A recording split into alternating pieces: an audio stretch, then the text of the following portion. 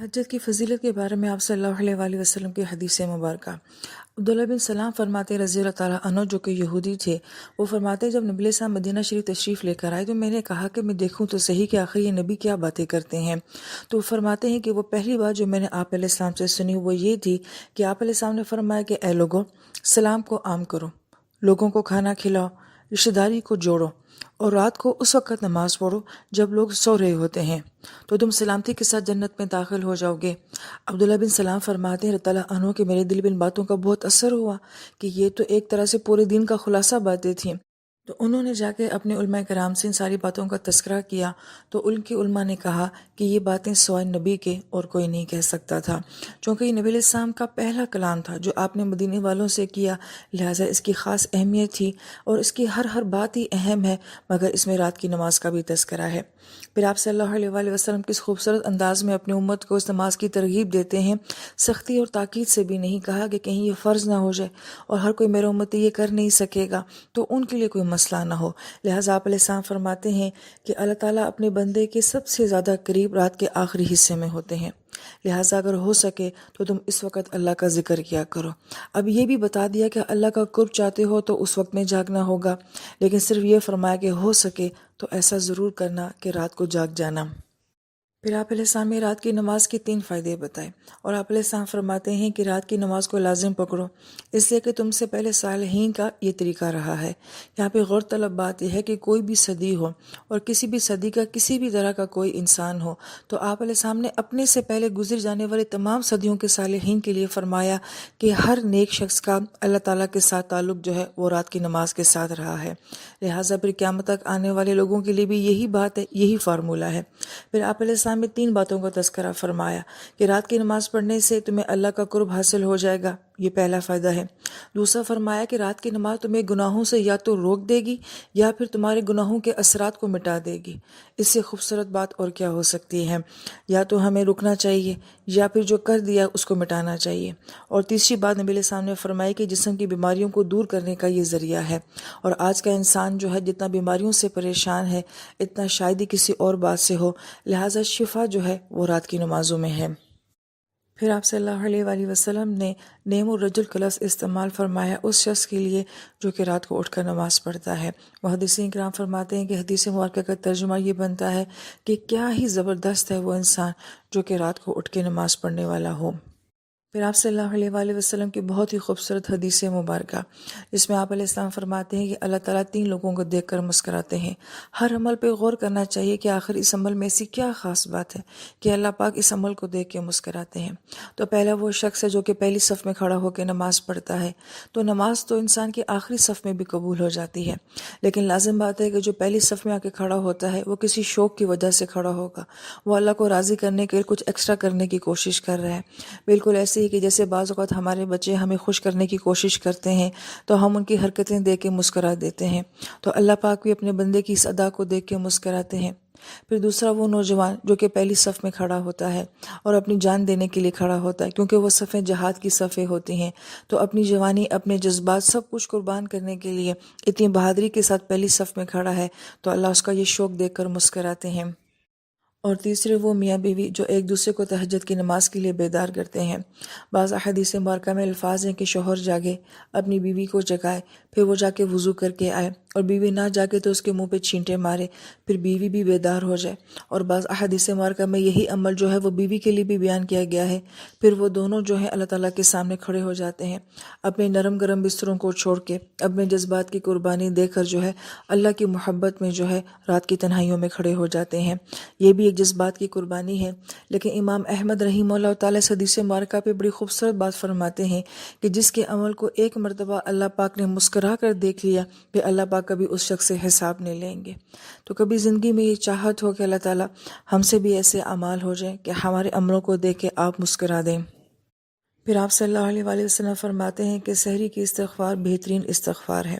اور اس کا تعلق آیت مبارکہ کے ساتھ بھی ہے کہ وہ لوگ جو سحری میں اٹھ کے اللہ تعالیٰ سے معافیہ مانگتے ہیں۔ اور وہاں پہ مفسرین کرام نے بہت خوبصورت بات بھی فرمائی تھی کہ فجر کی نماز کے تذکرے سے پہلے جو ہے وہ سحری کی استغفار کا ذکر ہے، اس لیے کہ یہ وہ لوگ ہوتے ہیں جو کہ پہلے سحریوں میں اٹھ کے اپنی کمی کوتاہیوں کی معافی مانگتے ہیں، اپنے گناہوں کو صاف کرواتے ہیں، اور پھر دن کی ابتدا جو ہے وہ نماز کے ساتھ کرتے ہیں۔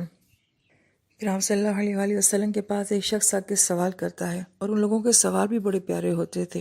کہ اللہ کے نبی بس مجھے کوئی ایسا عمل بتا دیجئے جو مجھے جنت کے قریب کر دے اور جہنم کی آگ سے دور کر دے۔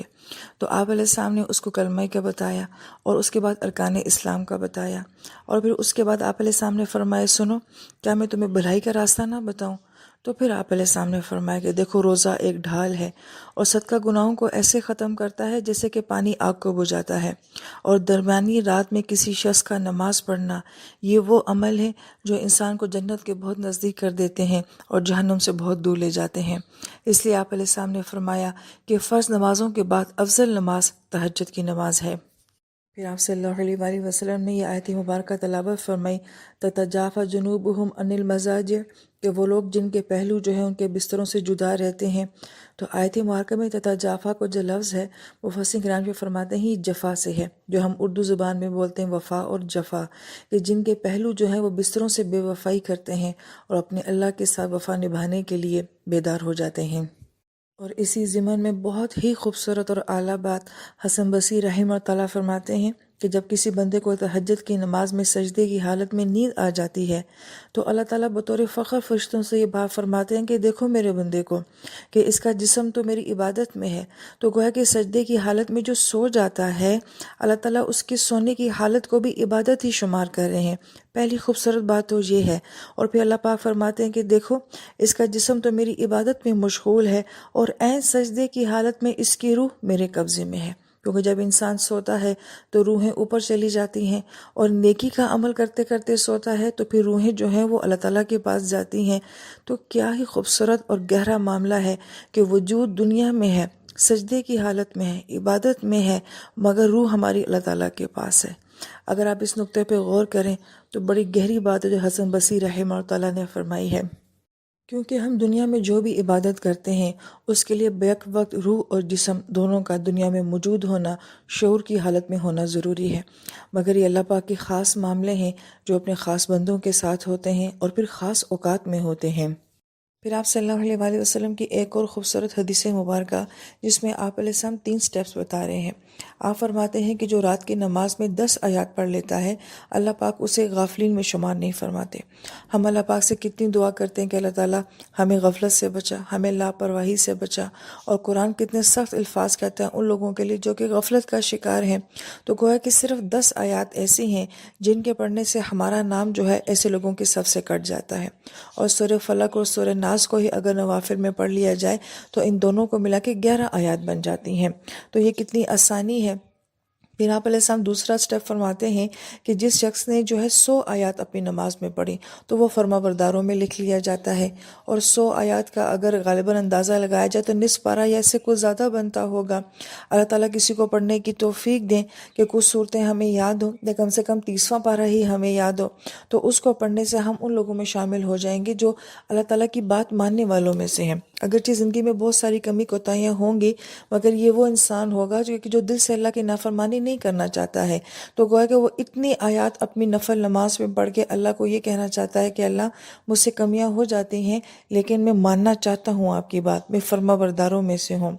اور پھر فرمایا کہ جسے اللہ پاک 1000 آیات نفل نماز میں پڑھنے کی توفیق نصیب فرمائے، گویا کہ وہ تو خزانہ جمع کرنے والوں میں سے ہو جاتا ہے۔ اور 1000 آیات کا آپ حساب لگا لیں کہ 286 آیات جو ہیں وہ سورہ بقرہ میں ہیں، اور وہ 2.5 پارہ بن جاتا ہے، تو اس طرح سے یہ کتنے پارے بن جاتے ہیں۔ حافظین کے لیے بہت بڑی بشارت ہے اس میں، جس کو اللہ پاک کا اتنا قرآن یاد ہو۔ یہاں پہ ہمارے اساتذہ کرام فرمایا کرتے تھے کہ سب سے پہلا سٹیپ کرنا تو بہت آسان کام ہے، کم سے کم ہمیں اتنا تو کر ہی لینا چاہیے کہ 10 آیات کے ساتھ ہم رات کی نماز کو پڑھ لیا کریں، اور پھر اس کے بعد یہ کہ 100 آیات پڑھنا، تو اللہ تعالیٰ 200 پڑھنے کی بھی توفیق دے، 300 پڑھنے کی بھی توفیق دے۔ اگر روز نہیں کر سکتے تو ہفتے کا کوئی ایک دن رکھ لیجئے، جیسے جمعے کی رات ہے، کم سے کم مہینے میں ایک مرتبہ معمول ہو جائے، نہیں تو رمضان میں ہمارا یہ معمول ہو جائے کہ ہم کم سے کم اس حدیث مبارکہ پہ کبھی عمل کر کے دکھا دیں کہ اللہ تعالیٰ ہم غافلین میں سے نہیں ہیں، ہم فرما بردار بننا چاہتے ہیں، ہمارا دل بھی چاہتا ہے کہ ہم آخرت کے خزانوں کو جمع کریں۔ تو اللہ پاک ہمیں عمل کرنے کی